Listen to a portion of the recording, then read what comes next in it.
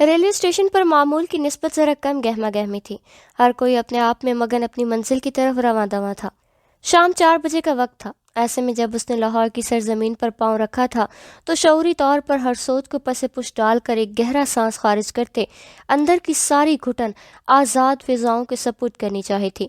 آگے ایک لمبی مسافت تھی جو باہیں پھیلائے اس کی منتظر تھی، ایک طویل جنگ جو تنہا لڑنی بھی تھی اور اپنی بقا قائم بھی رکھنی تھی۔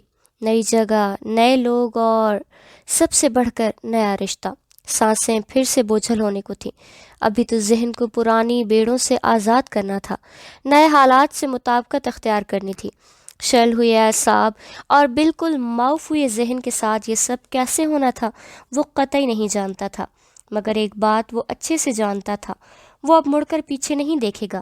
اس وقت صرف ایک یہی اٹل حقیقت تھی، باقی سب خام خیال تھا۔ سفری بیگ کندھے پر ڈالنے ایک درد کی لہر اس کے پورے وجود میں کوند کر رہ گئی، مگر اب شاید اسے اس کی بھی پرواہ نہیں تھی۔ بے حسی کا خول اس کے جذبات پر ایک دہیز تہ چڑھا گیا تھا۔ ایک ہاتھ میں سوٹ کیس اور دوسرے ہاتھ میں ایک اور چھوٹا بیگ تھا۔ گردن موڑ کر اپنے پیچھے کسی دوسرے وجود کی یقین دہانی چاہی تھی، اور پھر وہ اسے اترتی دکھائی دی تھی، سیاہ لباس میں، بڑی سی ہم رنگ چادر میں، سر تک پیر لپٹی ہوئی۔ اس کے اترنے کی تصدیق ہونے کے ساتھ ہی وہ قدم آگے بڑھا گیا تھا۔ قدموں کی رفتار معمول کی نسبت بہت آہستہ تھی، جس کی وجہ سے اسے پیچھے سست رفتاری سے چلتا وہ وجود تھا۔ سیاہ چادر میں اس کا چہرہ نہ نظر آنے کے برابر دکھائی دے رہا تھا، جس کا پلو کھینچ کر پیشانی سے کافی نیچے تک لیا گیا تھا۔ وہ سر جھکا کر میکانکی انداز میں اس کے پیچھے چل رہی تھی۔ بہت بار اس کی چادر کا کونا اس کے پاؤں میں الجھا تھا۔ وہ ذرا برابر رکتی، اسے سنبھالتی اور پھر رہتے سفر باندھ لیتی۔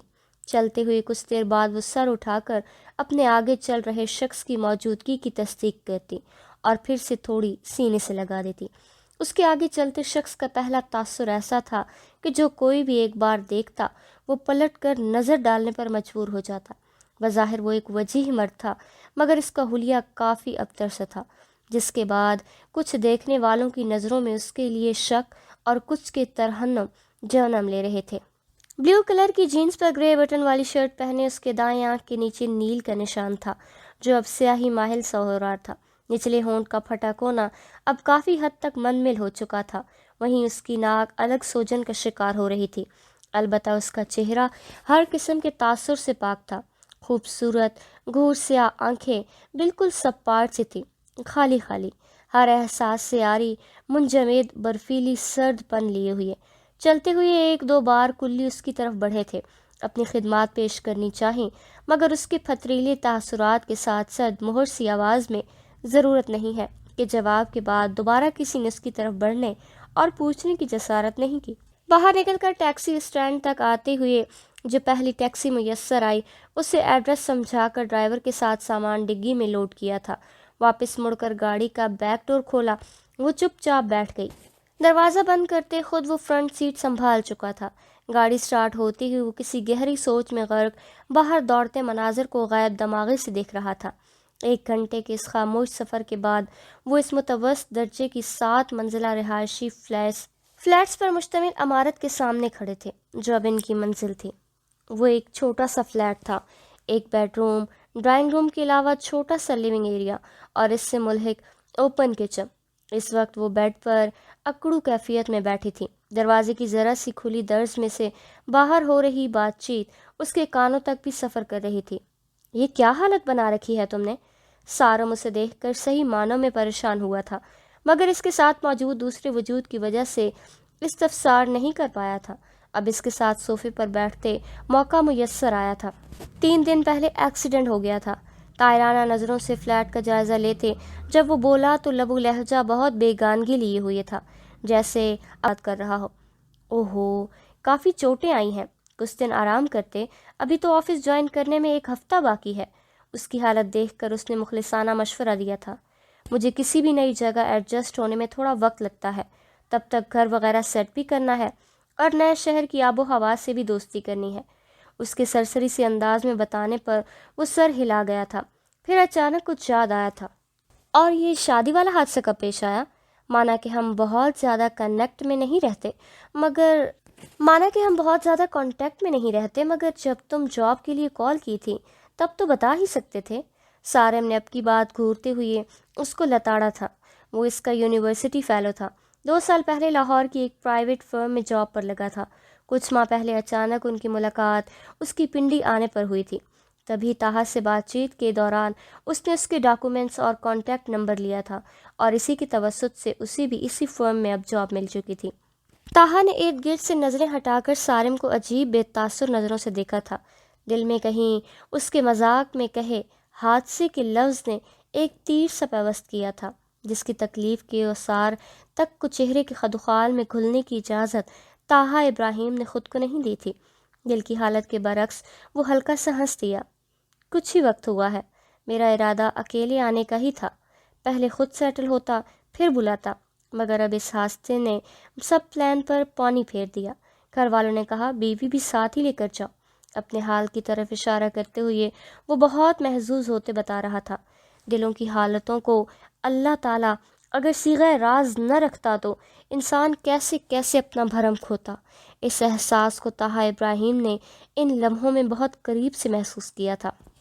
سارم بھی سر ہلاتا مسکرا دیا۔ اچھا کیا ہے، گھر سے دور کسی اپنے کا ساتھ میسر ہونا بہت ضروری ہے۔ فضا اپنی امی کی طرف گئی ہوئی ہے، کچھ دن تک آ جائے گی۔ اگر یہاں ہوتی ابھی تو بھابھی کو بھی ذرا کمپنی مل جاتی۔ وہ اب اپنی بیوی کی بات کر رہا تھا۔ طاہا نے بے ساختہ دل میں کلمہ شکر پڑھا تھا۔ جس کو کمپنی دینے کی وہ بات کر رہا تھا، فی الحال بہتر یہی تھا وہ کسی سے بھی نہ ملتی، ورنہ وہ اپنا بھرم کھو دیتا۔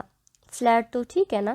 ہاں بالکل مناسب ہے، شکریہ یار اتنا سب کچھ کرنے کے لیے۔ وہ دل سے اس کا مشکور ہوتا، اس کے کندھے پر ہاتھ رکھتے ہوئے بولا اپنا شکریہ اپنے پاس سنبھال کر رکھو، اور ہاں تم لوگ فریش ہو اور میں کچھ کھانے پینے کا بندوبست کرتا ہوں۔ مسکرا کر کہتے وہ اٹھ کھڑا ہوا تھا، پھر باہر نکل گیا۔ اس کے جاتے ہی طاہا نے چہرے پر ہاتھ پھیر کر اپنے اکڑے ہوئے اعصاب کو ذرا ڈھیلا چھوڑے صوفے کی پشت پر گردن ڈالی تھی۔ نیم دراز سی حالت میں لیٹے ہوئے وہ آنکھیں موند گیا تھا۔ ابھی تو آغاز سفر تھا اور وہ ابھی سے ہی تھکا تھکا نڈھال ہوا جا رہا تھا۔ ہمتیں ابھی سے چٹکنے لگی تھیں۔ یہ وہ وقت تھا جب وہ اس دنیا سے کنارہ کش ہونے کی چاہ رکھتا تھا، مگر یہ وقت ثابت ہو رہا تھا جب اسے سب کا سامنا کرنا تھا۔ فرار کی کوئی راہ باقی نہیں رہی تھی۔ وہ اپنی مرضی سے یہاں تھا اور اب اسے خود کو سنبھالنا تھا۔ کسی احساس کے تحت اس کی آنکھیں کھلی تھیں، ان میں یک لخت بے چینی کے ساتھ ساتھ کرب کا دھواں سبھی نمودار ہوا۔ اسی پوزیشن میں لیٹے لیٹے اس نے نگاہیں دائیں طرف بنے کمرے کے دروازے پر مرکوز کیں، جس کی دوسری طرف وہ موجود تھی۔ اس کی موجودگی پر ہونے والی کسک نے اس کو سیدھا ہو کر بیٹھنے پر مجبور کر دیا۔ اس نے کب اسے یوں اپنے ساتھ تصور کیا تھا؟ وہ تو اس کی سوچوں کے محور سے بہت دور تھی۔ اس کے مستقبل کے سہانے خوابوں میں اس کی بھلا کہاں کوئی جگہ تھی؟ تاحد نگاہ اس کے دل کے آنگن میں، اس کے خیالوں کے حسین دریچوں میں کہیں بھی تو نہیں تھی، اور قسمت کی ستم ظریفی کا یہ عالم تھا کہ حقیقت کی وادی میں اب ہر جگہ بس وہی ہی وہی تھی۔ اس جوڑ توڑ میں الجھے اسے کچھ اور بھی یاد آیا تھا، جو وہ اب کبھی بھولے سے بھی ذہن و دل کی بستی میں بھٹکنے نہیں دینا چاہتا تھا۔ مگر یہ دل کب اختیار کی حدود میں رہنا پسند کرتا ہے؟ یہ تو باغی ہے، سر پھرا سا خود سر، صرف خود کی سننے والا۔ اب بھی اس کے لاکھ منع کرنے پر بھی بغاوت پر اتر آیا تھا اور ساتھ ایک تصور بھی لایا تھا۔ وہ ایک چہرہ، وہ جو دل کے آئینے میں جگمگاتا تھا، جس کا اس کی سوچوں پر بسیرا تھا۔ وہ دو شربتی آنکھیں جن کے بہت سارے خواب ان سے چرا کر وہ اپنی آنکھوں میں بسا چکا تھا، جنہیں وہ ہر حال میں پورا کرنا چاہتا تھا۔ اب ٹوٹے کانچ کی مانند اس کی آنکھوں میں کھبے اب ان کی بینائی کو تاریکی کا مسافر کر رہے تھے۔ لہو رنگ ہوئی زخمی آنکھوں کے ساتھ وہ بیٹھے سے ایک جھٹکے کے ساتھ اٹھ کھڑا ہوا تھا۔ ماتھے کی ابھرتی رگیں اس کے فشار خون کی غماز تھیں۔ ہاتھوں کی مٹھیوں کو بھینچ کر آنکھیں سختی سے موندے اس نے چہرہ اوپر کی جانب کیا۔ کچھ ساعتیں گزری تھیں، وہ یوں ہی کھڑا رہا، ساکت و جامد، بنا کسی جنبش کے۔ لمحوں کا کھیل تھا، اور پھر اس نے ہاتھوں کی مٹھیوں کا کھول پلکیں اٹھائی تھیں، گردن نیچے اپنی پوزیشن پر واپس آئی تھی، اور وہ چہرہ بالکل سپاٹ تھا۔ سبھی احساسات منجمد ہو چکے تھے، سبھی خیال لاشعور کی وادی میں کہیں اتار دیے گئے تھے، ہر سوچ دفن کر دی گئی تھی، ہر یاد ذہن کے منظر نامے پر کھرچ کھرچ کر اتار دی گئی تھی۔ اب آگے کے سفر کی تیاری کرنی تھی۔ پچھلی مسافتوں کے بوجھ ذہن و دل سے اتار پھینک دیے گئے تھے۔ کمرے کا دروازہ پورے کا پورا کھلا تھا، جس کے ساتھ ہی لاشعور طور پر اس کی نگاہیں بھی اٹھی تھیں، مگر سامنے نظر آتے چہرے کو دیکھ کر اس کو اپنی نگاہ اٹھنے پر تعصف ہوا تھا۔ سرد سے آنکھوں میں ناگواری کی ایک شدید لہر لیے وہ نظروں کا زاویہ بدل چکی تھی۔ طاہا ابراہیم کے اپنے دکھ ہی کیا کم تھے جو وہ اس کی نگاہوں میں ڈھلتی نفرتوں کی پیمائش کرتا۔ بس ایک اچٹتی سی نگاہ اس پر پڑی تھی جو سیدھی بیڈ پر ابھی بھی اکڑو حالت میں بیٹھی تھی۔ فرق صرف یہ آیا تھا کہ چادر اب ذرا پیچھے سے سرک چکی تھی اور چہرہ صاف دکھائی دیتا تھا۔ 4 دن بعد وہ اسے دیکھ رہا تھا اور 4 دن میں جیسے وہ 4 صدیوں کی ناشناسائی و بیگانگی لیے ہوئی تھی۔ یہ وہ ام ہانی نہیں تھی جسے وہ جانتا تھا، جس کے کھلے رنگ لیے شاداب سے چہروں پر نرمیوں کا ہمہ وقت ڈیرا رہتا تھا، جس کو جگنو کسی چمکتی آنکھیں مسکراہٹیں بکھیرا کرتی تھیں، جو وہ اسے دیکھ کر جی اٹھا کرتی تھی، مگر وہ خود بھی کب جانتا تھا ایک دن وہ اس کے لیے موت کا فرمان بن جائے گا۔ اس کی وجہ سے وہ بہار کی پہلی آمد پر کھلے پھول سے چہرہ بھی خزاں کی پتجھڑ کی زردیاں گھل سی جائیں گی۔ ان آنکھوں کے جلتے دیے اپنی لو کھو دیں گے، ان ہانٹوں کی نرم مسکان زخم زخم ہوتی نوحہ کے نہ ہونے لگے گی۔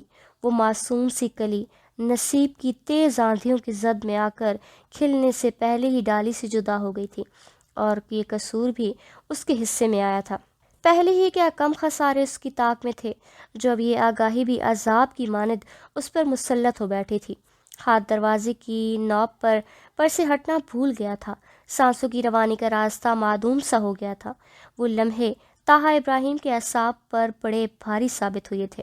ہانی نے جو نگاہ پھیری تھی تو پھر پتھریلے چہرے کے ساتھ رخ بھی دوسری جانب کر لیا، جیسے اس کی نظریں بھی اس کے لیے ناقابل برداشت ہو رہی ہوں۔ طاہا نے قدم آگے بڑھائے تھے، ایک کونے میں رکھے اپنے سارے سامان میں سے اپنا سفری بیگ اٹھا کر بیڈ کی پانتی پر رکھا تھا، سب سے اوپر رکھے کپڑے اٹھا کر واش روم کی طرف بڑھا تھا۔ 10 سے 15 منٹ بعد وہ نہا کر گیلے بالوں کے ساتھ بلیک ٹراؤزر کے ساتھ وائٹ وی شیپ کی گلے والی ٹی شرٹ میں برآمد ہوا۔ تب تک ڈور بیل بجی تھی، وہ باہر نکل گیا تھا۔ سارم کھانا لے کر آ چکا تھا، طاہا کے اصرار پر بھی وہ کھانے پر نہیں رکا تھا۔ اسے رخصت لے کر وہ کچن میں آیا، مختلف کیبنٹ کھنگال کر پلیٹیں برآمد کی۔ یہ وہ کام تھا جو اس نے کبھی نہیں کیا تھا۔ آج سے 4 دن پہلے تک تو وہ خود سے ہل کر پانی پینے کا تک روادار نہ تھا، ایسی کبھی نوبت ہی نہیں آئی تھی۔ امی، چاچی اور ہانی کے ہوتے ہوئے اس کی سبھی ضرورتیں بنا کہے پوری ہو جایا کرتی تھی۔ کھانا پلیٹوں میں سے نکال کر وہ مڑا تھا، کمرے کی دہلیز پر رک کر اندر دیکھا، وہ اب بھی ہنوز بیٹھی تھی۔ اس کی آمد پر اس بار سر اٹھانے کی غلطی نہیں کی گئی تھی۔ ایک گہرا سانس خارج کیا تھا۔ کھانا کھا لو آ کر۔ اس کے انداز میں کچھ بھی خاص و عام نہیں تھا، بس سرسری سا لہجہ، بنا مخاطب کیے، جیسے فارمیلٹی نبھائی گئی ہو۔ ام ہانی گود میں دھرے ہاتھ کو دوسرے ہاتھ میں سختی سے دبائے اندر ہی اندر تلملا کر رہ گئی۔ کیا اس شخص میں اتنی اخلاقی جرأت باقی تھی کہ وہ اس سے مخاطب بھی ہو پاتا؟ کچھ گھنٹے پہلے ہی کی تو بات تھی، وہ بیگان دہل سب کے سامنے اسے طلاق تک دینے کو تیار کھڑا تھا، اور 4 دن پہلے جو اس نے اس کے ساتھ کیا، یہ سوچ تو بھی دل و دماغ کے در پر ٹھیک سے دستک بھی نہیں دیتی تھی۔ اس کی نس نس میں اس کے لیے نفرت بھرا زہر پہلے سے ہی گردش کرنے لگتا تھا، اور اب یہاں یوں ہر گناہ، ہر گلٹ سے پاک وہ کھڑا اسے کھانے کی آفر کر رہا تھا، جیسے ان کے باہمی تعلقات بڑے خوشگوار و مثالی تھے، اور نئی نئی محبت کا شکار ہوئے کوئی نو بیاہتا جوڑا ہوں۔ اپنے اندر جلتی بھڑ بھڑ آگ کے فلک رساں شعلوں میں خود ہی جل کر بھسم ہوتے ہونٹوں کے باہم سختی سے پیوست کیے وہ ٹس سے مس نہ ہوئی تھی۔ طاہا ابراہیم نے چند پل اس کے جواب کا انتظار کیا تھا، پھر اسے یوں ہی خود سے بے نیاز برتنے پر لب بھینچ کر اس پر 2 حرف بھیجتا واپس آیا تھا۔ پلاسٹک کی چھوٹی میز کے گرد رکھی 4 کرسیوں میں سے ایک کھینچ کر بیٹھتے ہوئے وہ خود کھانا کھانا شروع کر چکا تھا۔ اس وقت وہ خود تک سے بیزار تھا، کسی اور کے نخرے اٹھانا تو برداشت کی حدود سے بہت باہر کی بات تھی۔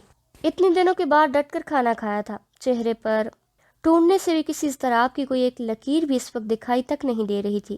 آخری نوالہ لے کر اس نے اپنی پلیٹ اٹھا کر سنک میں رکھی تھی، باقی بچے کھانے پر ایک نگاہ کی، پھر کچھ سوچ کر اسے ٹھامتے وہی میز پر دھرا رہنے دیا۔ خدا کر اس چھوٹے سے لیونگ ایریا کے وسط میں کھڑا ہوتے ارد گرد تفصیلی جائزہ لیا۔ صوفے کی جانب قدم بڑھے تھے، پھر اس پر دراز ہوتے اس کی لمبائی چوڑائی کی تسلی کی۔ پاؤں نیچے لٹک رہے تھے، باقی سب ٹھیک تھا۔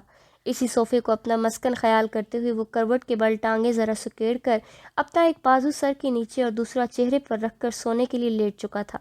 اس وقت وہ ایک شے سے بے نیاز ہو چکا تھا، حتیٰ کہ خود سے بھی جانتا تھا اگر آگے بڑھنا تھا تو یہی ہے گانگی اور بے نیازی اس کا سب سے بڑا ہتھیار ثابت ہونے والی تھی۔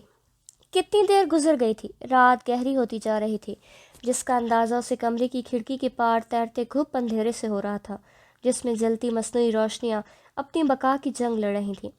کمر کی اکڑن سے تھک کر بالآخر وہ اٹھی تھی، جس کے ساتھ ہی پورے وجود میں درد کی ایک سرد سی لہر سرایت کرتی جا رہی تھی۔ آنکھیں موند کر اسے برداشت کیا تھا۔ چند پل گزرے تھے، وہ 2 قدم آگے بڑھی۔ باہر موت کا سنسناٹا تھا۔ ادھ کھلے دروازے سے ذرا گردن ترچھی کرتے ایک نگاہ باہر دوڑائی۔ صوفے پر سوئے ہوئے وجود پر سے ہوتے ہوئے نگاہیں پلٹ آئی تھی۔ قدم موڑ کر وہ اب کھڑکی تک آئی تھی، جس کے آگے پردہ برابر کرتے اس نے اپنے وجود موجود اندھیروں کے ڈر پر قابو پانے کی کوشش کی تھی۔ وہ تو کبھی اکیلی نہیں رہی تھی، پہلے امی کے ساتھ سویا کرتی تھی، ان کے جانے کے بعد کتنے دن مامی کے ساتھ سوتی رہی، اور پھر اسے ماہین کے ساتھ کمرہ شیئر کرنا پڑا تھا۔ آج ان میں سے کوئی بھی پاس نہیں تھا تو ایک خوف سے اس کے وجود میں پنجے گاڑنے لگا تھا۔ وہ بھوک سے نبرد آزما ہو سکتی تھی، پیاس سے خوش ہوتے گلے میں چبھتے کانٹوں کو اپنی بے اعتنائی پر رکھ سکتی تھی، مگر وہ اپنے ڈر سے لاپرواہی نہیں برت سکتی تھی۔ تھوک نگل کر گلے کو تر کرنے کی کوشش ناکام کرتے وہ واش روم گئی تھی۔ کچھ دیر کے بعد گیلا چہرہ لیے وہ باہر آئی۔ بیڈ روم کے دروازے پر نگاہ گئی، مگر اسے بند کرنے کی ہمت اس میں ناپید تھی۔ اس وقت اس کی باہر موجودگی کا آسرا بھی ڈوبتے کو تنکے کے سہارے جیسا تھا۔ اس کی نفرت، غصے اور ناراضگی پر اس کا خوف بری طرح حاوی ہوا کھڑا تھا۔ بنا لائٹ بند کیے بستر پر آ کر اس نے اپنی چادر اچھے سے پورے وجود پر پھیلائی اور پھر سر بھی اس میں لپیٹ کر جیسے خود کو ایک مضبوط قلعے میں محسوس کر کے آیت الکرسی کا ورد کیے لیٹی۔ وہ رات کو پڑھی جانے والی ساری مسنون دعائیں زیر لب دہرا رہی تھی۔ کمرے میں صاف پنکھا چل رہا تھا۔ کمرے میں صرف پنکھا چلنے کی آواز تھی۔ کسی بھی کھٹکے کی صورت میں وہ بدک کر چادر سے سر سے ہٹاتی اور گردن اٹھا کر ارد گرد دیکھتی، پھر تسلی ہونے پر دوبارہ سر لپیٹ لیتی۔ بہت دیر بعد نہ جانے کس پہر نیند نے بالآخر اس پر ترحم کھا کر اسے اپنی آغوش میں پناہ دے ڈالی تھی۔ صبح اس کی آنکھ موبائل کی بیپ پر کھلی۔ ذرا وقت لگا تھا نئی جگہ سے دماغ کو ہم آہنگ ہونے میں، پھر مشکل کھلی آنکھوں کے ساتھ سامنے ٹیبل پر دھرے موبائل کو اٹھایا۔ دوسری طرف سارم تھا جو اس سے ناشتے کی بابت پوچھ رہا تھا۔ اس سے بات کرنے کے بعد موبائل واپس بازو لمبی کرتے ٹیبل پر رکھا تھا۔ آج جو کام سب سے پہلے کرنا تھا وہ کھانے پینے کا سامان لانے کا ہی تھا۔ ذہن میں پلان مرتب کرتے ہوئے آنکھوں کے پپوٹوں پر انگلیوں کے پوروں سے دباؤ ڈالتے ہوئے وہ اٹھ کر بیٹھا تھا۔ گردن موڑ کر کمرے کی جانب دیکھا تھا جس کا دروازہ نیم وا تھا۔ یہاں سے وہ بیڈ پر لیٹی نظر آ رہی تھی جس کی پشت دروازے کی جانب تھی۔ اپنی جگہ چھوڑتا وہ اٹھ کر کمرے کی جانب بڑھا تھا۔ واش روم کے دروازے کے بند ہونے کی آواز پر اس کی آنکھ کھلی تھی۔ سرج سے اٹھ کر بیٹھتے اس نے دائیں جانب کی دیوار پر نصب گھڑی پر نظر کی تھی۔ صبح کے 7:45 بج رہے تھے۔ فجر کی نماز قضا ہو چکی تھی۔ دل کی کلفت میں یک بار اضافہ ہوا تھا۔ واش روم کے بند دروازے کے پار گرتے پانی نے اس کی موجودگی کا پتہ دیا تھا۔ بستر چھوڑتی وہ چادر سر پر اوڑھ اپنے گرد اچھے سے لپیٹ چکی تھی۔ شدید بھوک کے احساس سے آنتیں اب ٹوٹتی ہوئی محسوس ہونے لگی تھیں اور اس سے بھی شدید پانی کی طلب تھی، مگر وہ کان لپیٹی رہی۔ بیڈ سے ذرا فاصلے پر رکھے اپنے سوٹ کیس کو دیکھا تھا اور پھر اس کی طرف بڑھی۔ وہ نیچے بیٹھی سوٹ کیس کھول رہی تھی جب وہ باہر نکلا تھا، مگر اسے یوں نظر انداز کر گئی جیسے اس کا ہونا نہ ہونا ایک برابر ہو۔ ایک اچٹتی سی نگاہ اس پر ڈال کر وہ بالوں میں برش کرتا باہر آ گیا تھا۔ میز پر رکھا کھانا جوں کا توں پڑا اس کا منہ چڑھا رہا تھا۔ کچھ دیر تک سارم ناشتے کے ساتھ چائے کے فلاسک لے آیا تھا۔ تاہا کو شرمندگی ہوئی تھی، وہ نہ چاہتے ہوئے بھی اس پر بوجھ بن بیٹھا تھا۔ شکریہ یار، اور اس تکلیف کے لیے معذرت۔ سارم کچن کاؤنٹر پر ہاتھ میں پکڑے شاپرز اور فلاسک رکھے سیدھا ہوا۔ تکلیف کی کیا بات ہے، بلکہ مجھے برا لگ رہا ہے۔ میں تم لوگوں کو بازار کے کھانے کھلا رہا ہوں، تمہاری بھابھی گھر پر نہیں ہے۔ اس کی طرف دیکھ کر وہ مسکراتا ہوا کہہ رہا تھا، جو اب فریش سا رات کی نسبت کافی بہتر لگ رہا تھا۔ ناک کی سوجن بھی بہت حد تک ختم ہو چکی تھی، البتہ آنکھ کی نیچے کی سیاہی ابھی بھی باقی تھی۔ میں انشاءاللہ آج بازار کا چکر لگا لوں گا، چھوٹا موٹا سامان لے آؤں گا، باقی تم شام میں آفس سے واپس آتے ہوئے تو پھر مارکیٹ چلیں گے۔ سارم آفس کے لیے تیار کھڑا تھا۔ اس کی بات پر سر اس بات میں ہلا گیا۔ اوکے، پھر فی الحال تو اجازت دو، لیٹ ہو رہا ہوں، شام میں ملتے ہیں۔ اس سے ہاتھ ملاتے اس کو دروازے تک چھوڑ کر خود وہ پلٹا تھا۔ کچن میں آ کر چائے کپ میں اونڈیلی تھی۔ ناشتہ نکالا، خستہ پراٹھے اور چنے بھوک کو اور چکما گئے تھے۔ وہ کھانے پینے کا شروع سے شوقین واقعہ ہوا تھا، اب بھی اطمینان سے ناشتہ کیا تھا۔ پھر اٹھ کر کمرے میں آیا جہاں وہ الماری میں منہ دیے کھڑی تھی۔ وہ دروازے کی چوکھٹ پر ہی رک گیا۔ کچن میں ناشتہ رکھا ہے، کر لینا۔ اس بھوک ہڑتال کا کوئی فائدہ نہیں ہے اب۔ اگر خودکشی ہی کرنی تھی تو میرے ساتھ آنے سے پہلے کر لیتی، یا پھر اب فاقوں سے مر کر مجھ پر قتل کا الزام عائد کروانا ہے۔ نہ چاہتے ہوئے بھی وہ طنز آمیز لہجے میں کہتا تلخی پر اتر آیا تھا۔ وہ غلط جگہ اپنا غصہ نکال رہا تھا، مگر کیا کرتا، وہ اسے تیش دلا رہی تھی۔ ہانی کے کپڑے الماری میں سیٹ کرتے ہاتھ اس کی آواز پر تھمے تھے۔ اس کی بات اس نے گردن کی پھولتی رگ کے ساتھ بنا پلٹے سنی تھی۔ میں باہر جا رہا ہوں، دروازہ اندر سے لاک کر لینا۔ اس کے قدموں کی چاپ دور ہوتی چلی گئی تو وہ الماری کا پٹ بند کرتے مڑی تھی۔ گھر میں اکیلے ہونے کے خیال سے تیزی سے باہر کی جانب بڑھی تھی۔ وہ جا چکا تھا۔ ڈور لاک کرتے وہ واپس کمرے کی طرف بڑھنا چاہتی تھی، مگر پھر پیٹ کے آگے ہار مانتے کچن میں آ گئی۔ اس کی چھوڑی جگہ پر بیٹھ کر اب وہ خود نم آنکھوں کے ساتھ ناشتہ کر رہی تھی۔ سب سے پہلے وہ بینک آیا تھا، اپنا اکاؤنٹ چیک کیا۔ 3,19,000 کی رقم پر اس کے دل میں ایک ہوک سی اٹھی تھی۔ ابھی تو اسے 6 لاکھ جمع کرنے تھے، اور پھر وہ گلو بند ہار خریدنا تھا جس کا ڈیزائن اس کے موبائل کی گیلری میں ہمہ وقت موجود رہتا تھا، جسے پہلی نظر دیکھ کر کسی کے قدم رک سے گئے تھے اور آنکھیں چمک اٹھی تھی۔ اور طاہا ابراہیم نے وہ ہار خریدنا جیسے خود پر فرض کر لیا تھا۔ نچلے ہونٹ کو اذیت سے کچلتے وہ مطلوبہ رقم نکال کر وہاں سے باہر نکلا تھا۔ ایک بڑے سے مارٹ میں کھڑا وہ ذہن پر زور ڈالتے ہوئے کچن میں استعمال ہونے والا سامان خریدنے کی کوشش کر رہا تھا، جس میں اسے کافی دشواری آ رہی تھی۔ وجہ تھی اس کام سے نابلد ہونا۔ اس کی امی جانتی تھی بیٹے کو اس کام سے کتنی چڑ ہے، اس لیے وہ کبھی اسے بازار سودا صرف لینے نہیں بھیجا کرتی تھی۔ یہ کام وہ اس کے ابو کے لاکھ منع کرنے پر بھی خود کیا کرتی تھیں، اور اس وقت اسے ان کی شدت سے یاد آئی تھی، جو پورے مہینے کے سودے کی ایک لمبی سی لسٹ بنا کر اس کے ہمراہ جایا کرتی تھیں اور اسٹور کے باہر اتر کر اسے وہیں گاڑی میں بیٹھنے کا کہہ دیا کرتی تھیں۔ یہ کیا کیا تم نے طاہا؟ میری تربیت کی ہیل کچھ لاج لگ رہی ہوتی۔ میں نے تمہیں کیا بنانا چاہا تھا اور تم کیا بن گئے؟ درش سی کامتی سی بے یقین آواز اس کے کانوں میں پڑی تھی، ساتھ ہی بائیں گال پر شدید جلن کا احساس جاگا تھا۔ آنکھوں کو چھپک کر ان میں آئی نمی کو پیچھے دھکیلتے کیچپ کی بوتل ٹرالی میں رکھ کر اس کے ہینڈل پر گرفت مضبوط کرتے آگے بڑھا تھا۔ کوکنگ آئل کی رینج کے سامنے وہ تذبذب کا شکار کھڑا تھا، جب ساتھ ایک 50 کے لگ بھگ کی خاتون آ کر کھڑی ہوئی تھی۔ اسے یوں بت بنا دیکھ کر اس کو عجیب سی نظروں سے دیکھا تو طاہا خجل ہوتا ہوش میں آیا تھا۔ کوکنگ آئل اپنی ٹرالی میں رکھ کر جو ہی وہ آگے بڑھیں، طاہا نے بھی اس کی کمپنی کا آئل منتخب کر کے ان کی پیچھے کی راہ لی۔ اب وہ مسالہ جات رکھ رہی تھیں۔ کن اکھیوں سے انہیں دیکھتا وہ بھی وہیں سارے مسالے رکھتا جا رہا تھا۔ بظاہر بے نیازی کا تاثر دیتی وہ خاتون اس کے اس انداز پر زیر لب مسکرا دی۔ جب ان کی پیروی کرتے اس کے ہاتھ کیچپ کی طرف بڑھے تو وہ اسے ٹوک گئی۔ تم پہلے ہی کیچپ رکھ چکے ہو؟ ان کا انداز جتانے والا تھا۔ طاہا نے گڑبڑا کر ادھر ادھر دیکھتے بوتل واپس اپنی جگہ رکھی۔ پہلی بار گروسری کرنے آئے ہو کیا؟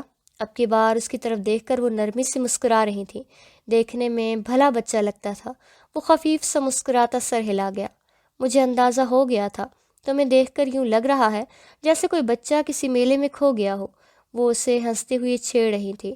طاہا نے خفت سے سر کے بالوں میں ہاتھ پھیرا، پھر انہوں نے اس کو خریداری میں مدد کی تھی۔ ساتھ ساتھ ان کے سوالات بھی جاری و ساری تھے۔ شادی شدہ ہو؟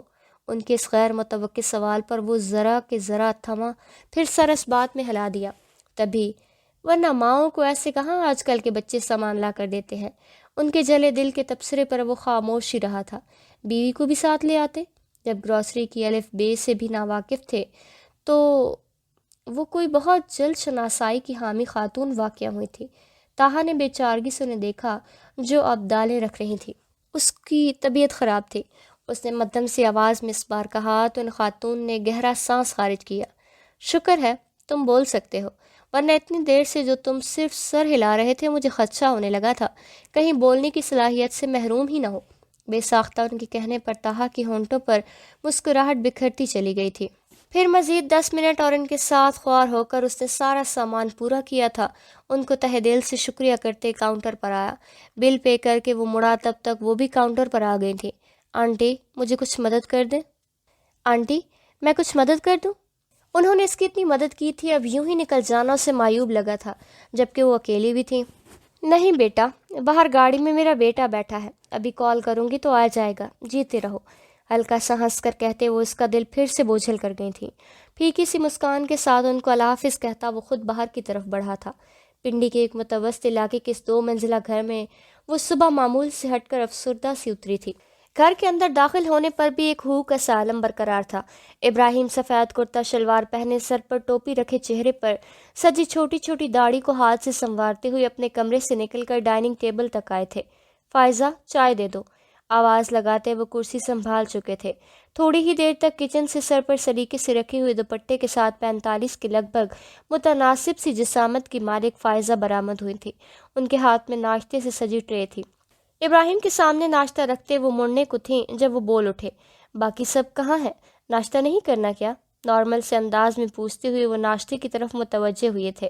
آنسا ندیم کی چائے کمرے میں ہی لے گئی تھی۔ ماہی اور فہد ابھی تک نیچے نہیں آئے۔ مرجھائی سی آواز میں ان کو بتانے وہ جانے لگی تھی، رکو فائزہ، بیٹھو۔ ناشتے سے ہاتھ روک کر وہ پوری طرح ان کی طرف متوجہ ہوئے۔ وہ ساتھ والی کرسی پر بیٹھ کے، یہ سو کب تک مناؤ گی؟ کسی کی جانے سے زندگی رک نہیں جاتی، تم بھی بھول جاؤ سب۔ ان کی بات پر ان کا ہاتھ بے ساختہ دل کے مقام پر گیا تھا۔ اللہ نہ کرے ابراہیم، کیسی باتیں کر رہے ہیں؟ اللہ پاک سلامت رکھے میرے بچے کو۔ ان کی ممتا تڑپ ہی تو اٹھی تھی۔ میرے لیے مر گیا ہے وہ، درشت آواز میں وہ بولے تو فائزہ کی آنکھیں آنسوؤں سے چمک اٹھی۔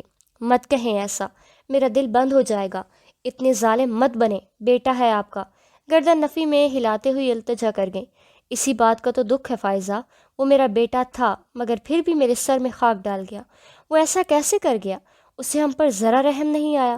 ان کی پست ہوتی آواز میں ملال در آیا تھا۔ ابراہیم پتہ کریں ہانی کو لے کر کہاں گیا ہے وہ؟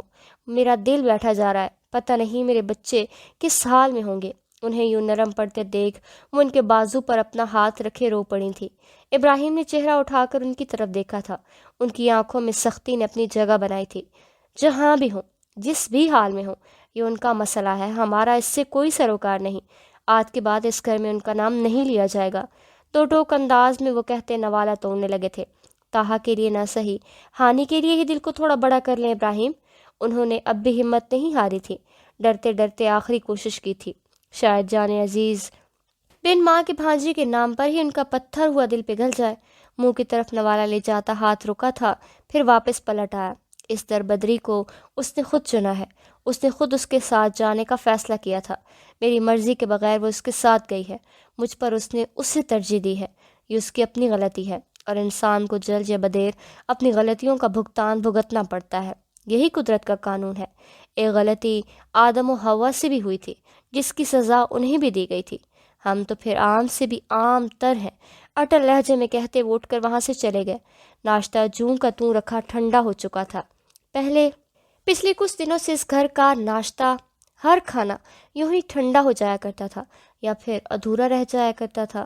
یہ کیا کر دیا تھا میرے بچے، میں کیا کروں گی اب تم دونوں کے بغیر؟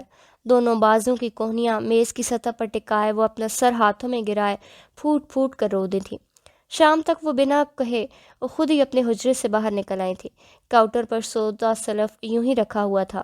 صبح وہ خود گیا تھا، تب بھی لدا ہوا واپس آیا تھا۔ اب سے کچھ دیر پہلے بھی وہ اور سارے مارکیٹ سے لوٹے تھے، اور اس وقت ضرورت کی ہر چیز اس کے سامنے پڑی تھی۔ خود وہ ایک دفعہ پھر سے غائب ہو چکا تھا۔ سب کچھ سمیٹنے میں ہی اسے اچھا خاصا وقت لگ گیا تھا، مگر اس سے ایک فائدہ یہ بھی ہوا تھا، کچھ دیر کے لیے ہی صحیح سبھی پرانگدہ سوچوں سے نجات نصیب ہوئی تھی، ورنہ تو وہ بار بار ایک ہی طرح کی سوچیں سوچ سوچ کر پاگل ہونے کے قریب تھی۔ اسے اس وقت جس راہ فرار کی چاہ تھی، کام کی آڑ میں وہ میسر آ گئی تھی۔ کچھ بھوک کا بھی اثر تھا، وہ کھانا بنانے میں جت گئی تھی۔ جس وقت وہ اپنا کھانا ٹرے میں رکھ رہی تھی، بیرونی دروازہ کھلا تھا اور وہ اندر داخل ہوا۔ اس کے پاس اپنی کیز تھی، اسے دیکھ کر بھی اندیکھا کرتے وہ پلیٹ میں سالن منتقل کر رہی تھی۔ وہ خود ہی چل کر کچن تک آیا تھا، فریج میں سے پانی نکال کر پیتے وہ بھی اپنے تئیں اس کی موجودگی کو یکسر نظر انداز کر گیا تھا۔ اسے پرواہ نہیں تھی تو فی الحال وہ بھی کسی پرواہ کرنے کی موڈ میں ہرگز نہیں تھا۔ اپنی ٹرے لیے وہ وہاں سے نکل کر کمرے میں چلی گئی تھی۔ اس کے جاتے ہی طاہا نے پتیلے کا ڈھکن اٹھا کر دیکھا تھا، پھر ہاٹ پاٹ میں روٹی کی تلاش میں ہاتھوں کو زحمت دی۔ اس کے لیے کھانا بنایا گیا تھا اور فی الحال یہ بھی غنیمت تھی، ورنہ تو وہ باہر سے کھانا کھانے کی پلاننگ کیے ہوئے تھا۔ اتنا سب ہو جانے کے بعد وہ اس کے لیے کھانا بنائے گی، یہ توقع تو اسے ہرگز نہیں تھی۔ اپنے لیے کھانا نکال کر وہ صوفے پر آ گیا تھا، ٹی وی آن کرتے اسپورٹس چینل لگایا تھا۔ اب نظریں ٹی وی کی اسکرین پر مرکوز تھیں اور خود وہ کھانا کھانے میں مگن تھا۔ اگلے 3-4 دنوں میں اس نے فلیٹ کے چھوٹے موٹے سبھی کام نپٹائے تھے۔ اپنے تئیں وہ ضرورت کی ہر چیز اسے مہیا کر چکا تھا۔ اپنے آفس کی کیے ہوئے وہ ڈریس، شرٹس، پینٹ اور ٹائیوں سے لے کر جوتوں تک کی شاپنگ کر چکا تھا۔ صوفے پر لگے انبار کو کچن سے کمرے کی طرف جاتے ہانی نے بے یقین بھری حیرانگی سے دیکھا تھا۔ وہ اپنی زندگی میں کس قدر مگن و مطمئن تھا، دوسروں کی زندگیوں میں بھونچال لا کر وہ خود کس قدر آسانی سے آگے بڑھ رہا تھا۔ تبھی کمرے سے نکلتے طاہا نے اس کو حیرت کا مجسمہ بنے یوں صوفے پر دھرے شاپنگ بیگ اور بکھرے سامان کو گھورتے دیکھا تھا۔ اس کی آمد کے ساتھ ہی وہ اس کے پاس سے کوہنی کتراتے ہوئے ایک کمرے میں چلی گئی۔ طاہا نے اپنے تمام کپڑے خود استری کر کے الماری کے ایک طرف ہینگ کیے تھے۔ لیونگ ایریا کے ایک طرف رکھے استری سٹینڈ پر کھڑا وہ بڑی جانفشانی سے یہ کام سر انجام دے رہا تھا، جب کچن میں کھڑی آٹا گوندتی ہانی کی غیر ارادی نگاہ اٹھی تھی اور پھر خود ماضی کی بھول بھلائیوں کے مسافر بنی بیٹھی تھی۔ جاتی کمریوں کی وہ ایک دوپہر تھی۔ وہ کالج سے واپس آئی تھی۔ چھوٹی مامی اور ماہی دونوں گھر پر نہیں تھیں تو کام کا سارا لوڈ بڑی مامی پر آ گیا تھا۔ وہ جلدی جلدی سالن بنا رہی تھیں، وہ بھی بنا یونیفارم چینج کیے کچن میں آ گئی۔ ان کے منع کرنے کے باوجود اس نے آٹا گوندھ کر رکھا تھا اور اب بیٹھی سلاد بنا رہی تھی۔ امی امی یہ شرٹ پریس کر دے، مجھے جلدی کہیں جانا ہے۔ ہاتھ میں گولا نما شرٹ لیے وہ پکارتے پکارتے نیچے آیا، پھر کچن کی دہلیز پر کھڑے ہوتے جھنجھلاتے ہوئے کہا تھا۔ ہانی کو دیکھ کر ایک مسکراہٹ اچھالی گئی تھی، جس کا اس نے بھی مسکراہٹ سے ہی جواب دیا۔ سالن میں ڈوئی ہلاتے فائزہ نے گردن موڑ کر دیکھا تھا۔ تھوڑی دیر رک جاؤ میری جان، بس سالن تیار ہونے والا ہے، ابھی دکان سے نبیل کھالا لینے آتا ہی ہوگا۔ کٹی ہوئی ہری دھنیا ڈالتے وہ اجلت میں تھی، آج کھانا بننے میں پہلی ہی کچھ تاخیر ہو گئی تھی۔ مجھے بھی دیر ہو جائے گی، 2:30 بجے پہنچنا ہے مجھے۔ تو خود کر لو، کون سا مشکل کام ہے؟ اوپر کیبنٹ کھولتے حل پیش کیا جس پر اس کے منہ کے زاویے بگڑے تھے۔ مجھ سے نہیں ہوتے یہ کام۔ ہانی میری پیاری گڑیا، تم جلدی سے بھائی کو یہ پریس کر دو گی پلیز؟ بیزاری سے کہتے وہ ہانی کو دیکھ کر خوش آمدی انداز میں بولا تھا۔ بالکل بھی نہیں، معصوم بچی گرمی سے آئی ہے، آئے ساتھ ہی میرے ساتھ لگ گئی ہے، اب تمہارے کام بھی کرتی پھرے۔ اس کے کوئی جواب دینے سے پہلے ہی فائزہ نے سخت نظروں سے اپنے ہونہار سپوت کو دیکھتے قطعی انداز میں کہا تھا، جس کی عادتیں لاڈ لاڈ میں انہوں نے خود بگاڑی تھیں۔ ایسا ان کے شوہر کا کہنا تھا۔ وہ اکلوتا ہونے کی وجہ سے کچھ زیادہ ہی ان کا لاڈلا واقعہ ہوا تھا۔ عموماً تو اس کے ایسے چھوٹے موٹے نخرے وہ بہت چاہ سے اٹھایا کرتی تھیں، مگر کبھی کبھار اس کی خود سے گھر میں ہل کر پانی بھی نہیں پیندی اور کچھ اور اس کی خود سے گھر میں ہل کر پانی بھی نہ پینے کی عادت سے چڑ بھی جایا کرتی تھیں۔ میں کچھ اور پہن لوں گا۔ ان کے ہری جھنڈی دکھانے پر وہ منہ بسورتا مڑا ہی تھا کہ جب وہ بول اٹھیں، رکیں طاہا بھائی، یہ تو ہو گیا ہے، بس میں کر دیتی ہوں۔ جلدی سے اٹھ کر ٹیبل صاف کرتی وہ چھلکے وغیرہ بن میں ڈال رہی تھی۔ تھینک یو ہانی، تم جب تک یہ کرتی ہو میں نہا لیتا ہوں۔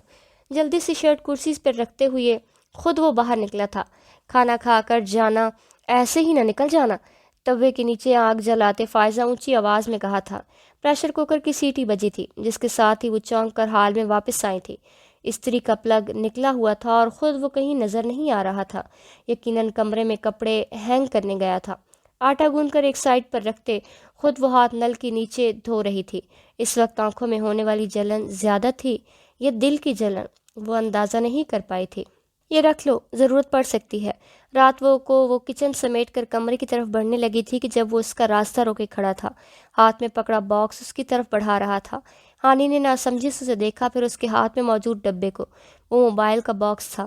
پہلے تو اس کا جی چاہا صاف انکار کر دے، اس شخص سے کچھ بھی لینا اب اسے ہرگز گوارا نہیں تھا، مگر پھر ذہن میں ایک اور خیال کے آتے اس نے بلا چون چراں اس کے ہاتھ سے وہ باکس لیا تھا۔ اس کے پاس سے گزر کر وہ آگے بڑھی تھی جب اس کی آواز نے اس کے قدموں کو زنجیر کیا تھا۔ ایک بات یاد رکھنا ہانی، تم ان لوگوں سے رابطہ بالکل بھی نہیں کرو گی۔ اگر تم نے ایسا کچھ بھی کیا تو نتائج کی ذمہ دار تم خود ہوگی۔ میں 1 منٹ بھی نہیں لوں گا سوچنے کے لیے۔ تم سے ہر تعلق توڑ کر انہی میں واپس چھوڑ کر آؤں گا۔ اسی لیے کوئی بھی رابطہ قائم کرنے سے پہلے 100 نہیں 1000 بار سوچنا۔ اس کی سرد و سپاٹ سی آواز میں جو قطعی پن تھا وہ اسے منجمد کر گیا تھا۔ وہ اتنا بے رحم کب سے ہو گیا تھا؟ وہ تو جان ہی نہیں پائی تھی۔ غلطی اس کی اپنی تھی اور سزاوار وہ ٹھہرائی گئی تھی۔ اپنی کوتاہیوں سمیت وہ اکڑ کر کھڑا تھا اور جھکنا اس کا مقدر کر دیا گیا تھا۔ تو کیا اس نے پہلی بار جھک کر غلطی کر دی تھی جس کا خمیازہ اب ہمیشہ اسے ہی جھک کر بھگتنا تھا؟ کچھ بھی کہے بنا وہ اندر کمرے میں گم ہو گئی۔ اس کا دل چیخنا تھا، چلاندہ تھا، مگر زبان اب بھی خاموش تھی، اور یہ خاموشی نہ جانے کب تک اس کی ساتھ ہی رہنے والی تھی۔ اس کے اندر پختہ آتش فشاں ابھی اس کو جھلسا رہا تھا، مگر جلد ہی اس کی لپیٹ میں طاہا ابراہیم نے بھی آنا تھا۔ شام کو تیار رہنا، سارم نے کھانے پر بلایا ہے۔ آج اس کے آفس کا پہلا دن تھا۔ صبح نکسک سے تیار ہو کر وہ باہر آیا اور حسب معمول وہ اپنا ناشتہ لیے کمرے کی طرف جانے لگی تھی۔ اس کی آواز پر رکی ضرور، پر پلٹنا گوارا نہیں کیا تھا۔ اس کے جانے کے بعد وہ گھر کے چھوٹے موٹے کام کرتی جلدی فارغ بھی ہو گئی تھی، مگر یہ فراغت اس کے لیے آج کل عذاب بنی ہوئی تھی۔ بیڈ پر بیٹھتے اس کی نظر سائڈ ٹیبل پر رکھے موبائل پر پڑی تھی۔ ذہن پر زور دیتے اس نے ماہی کا نمبر یاد کرنا چاہا تھا، اور پھر وہ اس میں کامیاب بھی رہی۔ بے چینی سے موبائل کان سے لگائے وہ پل کے موندے کال اٹھائے جانے کی منتظر تھی جب ایئر پیس سے اس کی آواز سنائی دی۔ ہیلو ماہی، آنکھیں جھٹ سے کھول کر سرسراتی آواز میں بہت آہستگی سے کہا گیا تھا۔ دوسری طرف کچھ دیر کے لیے سناٹا چھا گیا۔ ہانی، اس کی آواز میں بے یقینی تھی۔ ماہی، ماموں سے کہیں مجھے آ کر لے جائے، مجھ سے بہت بڑی غلطی ہو گئی ہے، مجھے طہا کے ساتھ نہیں آنا چاہیے تھا۔ پرائی آواز میں وہ سرت سے بولی چلی گئی تھی، جیسے ایک پل کی بھی دیری کی تو اس کے ماموں کو آنے میں مزید دیر ہو جائے گی۔ دوسری طرف بالکل خاموشی چھائی ہوئی تھی۔ ماہی، آپ سن رہی ہیں میری بات؟ اس کی بھیگی ہوئی آواز میں بالکل ہی حد سے سوا تھی۔ طاہا کو پتہ ہے تمہاری اس کال کا؟ اس غیر متوقع سوال پر وہ تھم سی گئی تھی۔ نہیں، انہوں نے مجھے منع کیا ہے، میں گھر میں کسی سے رابطہ نہیں کر سکتی، ورنہ وہ مجھے چھوڑ دیں گے۔ لیکن میں آپ سے کہہ رہی ہوں نا، مجھے خود بھی ان کے ساتھ نہیں رہنا، مجھے آپ سب کے پاس واپس آنا ہے۔ آپ میری ماموں سے بات کروا دیں، مجھے پتہ ہے وہ مجھ سے ناراض ہوں گے، میں ان کی بات نہیں مانی تھی نا، مگر میں معافی مانگوں گی تو جلد ہی مان جائیں گے۔ پلیز ماہی، میری بات کروا دیں۔ مسلسل بہتی آنکھوں سے گال پر لڑھکتے آنسوؤں کو دوسرے ہاتھ سے صاف کرتی جا رہی تھی۔ آواز کی لڑکھڑاہٹ پر چاہ کر بھی وہ قابو پانے میں ناکام ہو رہی تھی۔ بے بسی کی انتہا تھی جو اس کو اپنے شکنجے میں لیے ہوئی تھی۔ اس کے ذہن و دل پر بس ایک ہی دھن سوار تھی، اسے بس واپس جانا تھا۔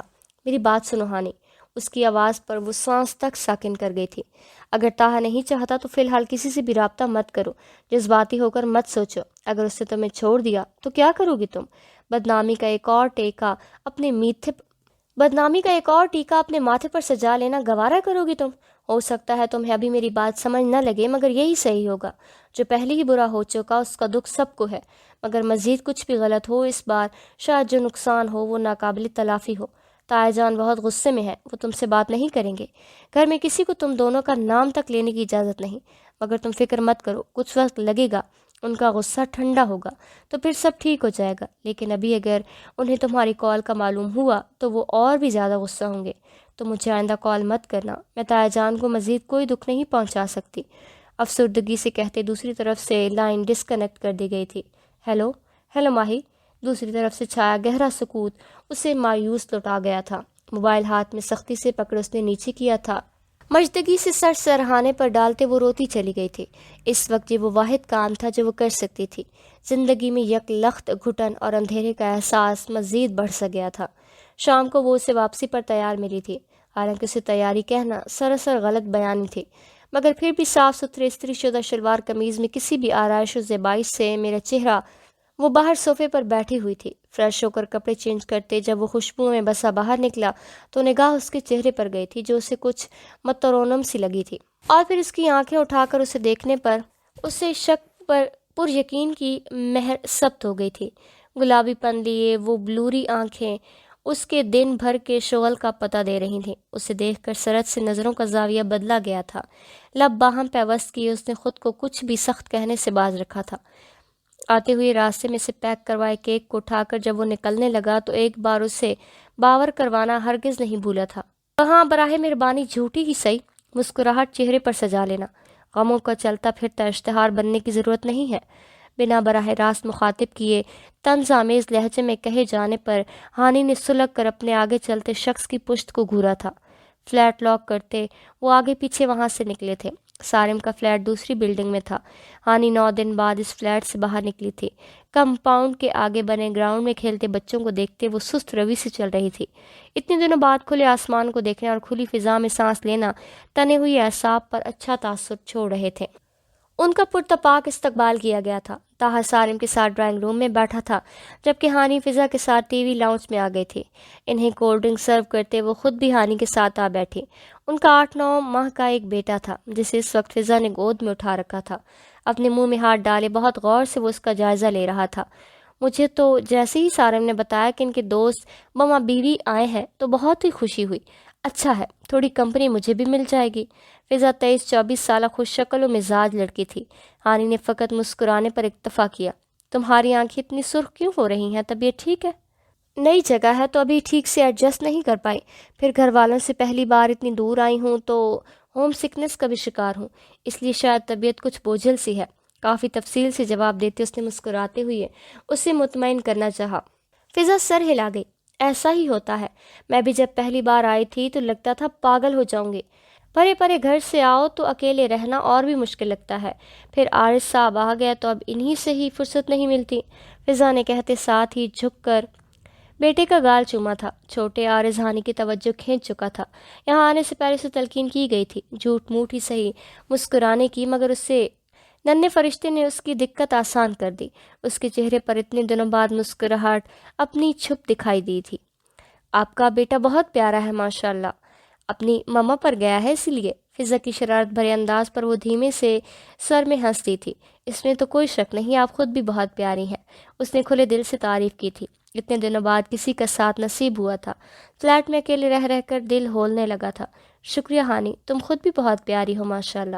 فضا کی ملنسار اور قدر باتونی طبیعت کے باعث ان دونوں میں اجنبیت کی دیوار بہت جلد مسمار ہوئی تھی۔ کچھ دیر بعد وہ عارض کو اٹھائے کچن میں کھڑی تھی۔ فضا کباب فرائی کرتے ہوئے ساتھ ساتھ اس سے باتیں بھی کر رہی تھی۔